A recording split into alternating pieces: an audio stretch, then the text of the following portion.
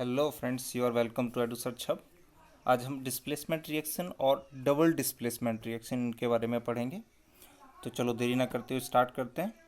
Activity 1.9।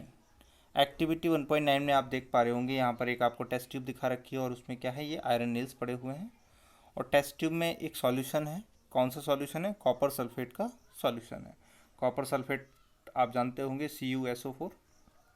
तो copper sulphate का इसमें सॉल्यूशन पड़ा हुआ है। अब इसमें लिखा क्या है वो देखते हैं। तो इसमें लिखा है कि take 3 iron nails and clean them by rubbing with sandpaper. तो आपने क्या किया, एक सैंड पेपर लिया और सैंड पेपर से उसको रब कर दिया।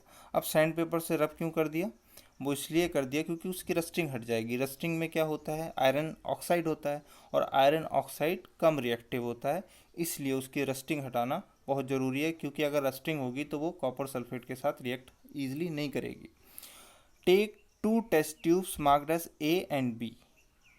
इन each test tube take about 10 ml copper sulphate solution. ले लिया भाई दोनों में। और उसके बाद क्या बोल रहे हैं, tight 2 iron nails with a thread and immerse them carefully in the copper sulphate solution in test tube B for about 20 minutes. Keep 1 iron nail aside for comparison. ठीक है, एक अंदर डाल देना है, एक अलग रख लेना है, तो उन दोनों में तुलना की जा सकती है। कंपेयर करने के लिए अलग अलग दो ले रखी हैं, वरना एक से भी काम हो सकता था, लेकिन केवल कंपेयर करने के लिए आपको टेस्ट ट्यूब ए और टेस्ट ट्यूब बी दो ली हैं। After 20 minutes take out the iron nails from the copper sulphate solution. So compare the intensity of the blue colour of copper sulfate solutions in test tubes A and B. Also compare the color of the iron nails dipped in the copper sulfate solution with one capped acid. तो आप दोनों में क्या फ़र्क देखते हैं? तो आप इसमें पाएंगे कि जो आपने कॉपर सल्फेट सॉल्यूशन में जो नेल डाल दिया है, तो वो नेल कैसा हो जाता है, ब्राउनिश इन कलर हो जाएगा। ब्राउनिश क्यों हो जाएगा? क्योंकि उसमें जो कॉपर है, कॉपर सल्फेट में, वो कॉपर आके किस पे लग जाएगी, उस आयरन नेल पे लग जाएगी। और जो आयरन नेल है उसका क्या होगा, वो आयरन नेल धीरे धीरे उसमें घुलने लगेगा। आयरन नेल उसमें घुलने लगेगा तो फिर क्या हो जाएगा, एक दूसरे को ये डिस्प्लेस कर रहे हैं। यहाँ पर आप ऑब्जर्व कर रहे होगे, एक दूसरे को क्या कर रहे हैं, डिस्प्लेस कर रहे हैं। तो एक में क्या, ये आयरन नेल है, तो iron nail taken out from copper sulphate solution, तो किस तरीके से दिखेगा आपको, ऐसा दिखेगा, ब्राउनिश इन कलर दिखेगा। क्यों, वो अभी आपको बताया, इस पर कॉपर लग जाता है इसलिए ऐसा दिखेगा।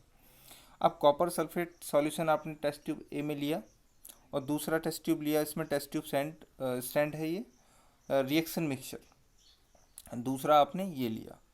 ठीक है, so iron nails copper sulphate solution compared before and after the experiment. तो एक्सपेरिमेंट के पहले ऐसा था और एक्सपेरिमेंट के बाद में ऐसा हो गया। तो ये कैसे हो गया, तो अभी आपको बताया। इसमें क्या था, पहले था इसमें कॉपर सल्फेट, तो कॉपर सल्फेट का कलर आप देख पा रहे होगे, लेकिन कलर फेड हो गया इसमें। अब कलर फेड क्यों हो गया, क्योंकि इसमें पहले था कॉपर सल्फेट, कॉपर डिस्प्लेस हो गया और कॉपर की जगह पर क्या आ गया, आयरन आ गया। तो कॉपर सल्फेट से क्या बन गया, यहाँ पर आयरन सल्फेट बन गया। तो ये चीज़ आपको समझ में आई होगी। तो आयरन सल्फेट का ये कलर आपको यहाँ पर दिखा रखा है, और ये पहले जो कलर है ये किसका है, ये पहले वाला कलर आपका कॉपर सल्फेट का है। तो इसमें यही चीज़ यहाँ पर आपको अच्छी तरीके से समझा रखी है। ये आपका आयरन है और ये कॉपर सल्फेट है, और ये क्या बन गया, आयरन सल्फेट बन गया, ये कॉपर अलग हो गया।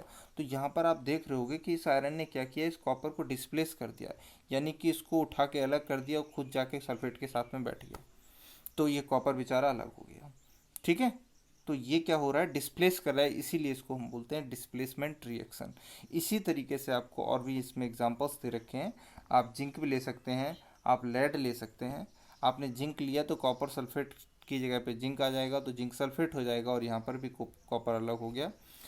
और यहाँ पर आपने लेड लिया और यहाँ पर कॉपर क्लोराइड लिया, तो यहाँ पर क्या हो रहा है, लेड कॉपर को डिस्प्लेस कर दे रहा है और यहाँ पर लेड क्लोराइड हो जा रहा है, और यहाँ पर बेचारा कॉपर फिर से अलग हो गया। ठीक है, तो ये चीज़ आपको क्लियर होगी।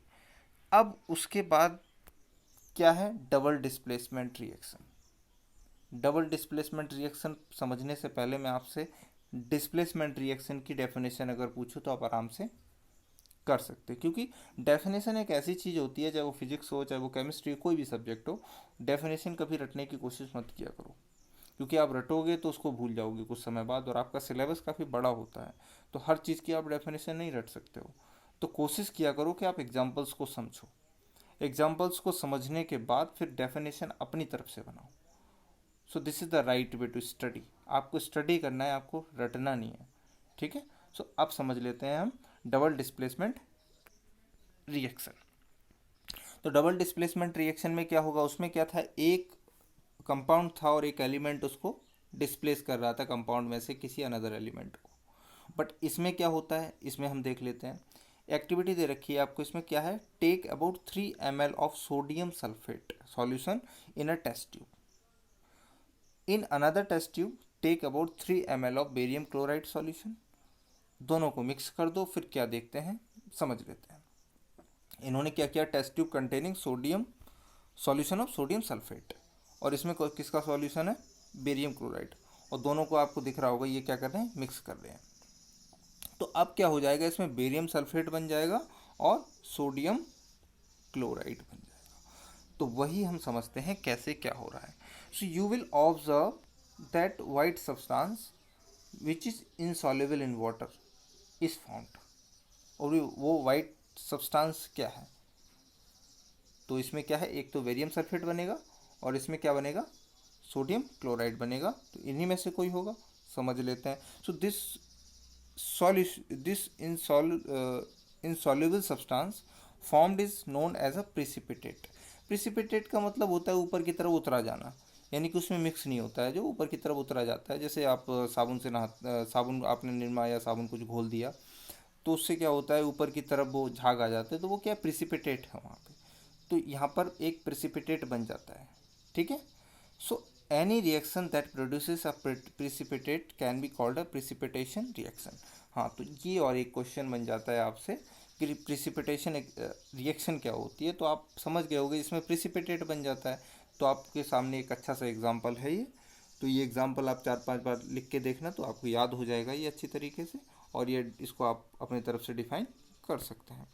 तो प्रिसिपिटेशन रिएक्शन आपको समझ में आई होगी। अब इसमें डबल डिस्प्लेसमेंट रिएक्शन कैसे है, ये वाइट आपका अलग हो गया, और इसमें वाइट प्रिसिपिटेट क्या था, वो बेरियम सल्फेट है, तो बेरियम सल्फेट अलग हो जा रहा है, और इसमें सोडियम क्लोराइड बन रहा है, वो उसी में मिक्स हो जाता है, घुल जाता है अच्छी तरीके से।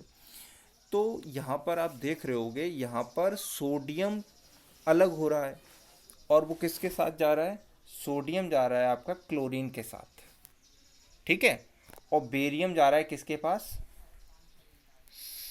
SO4 के साथ।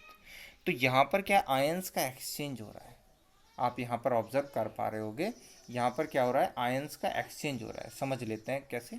So what causes this, the white precipitate of barium sulphate is formed by the reaction of what, SO4 minus 2 और बेरियम 2+।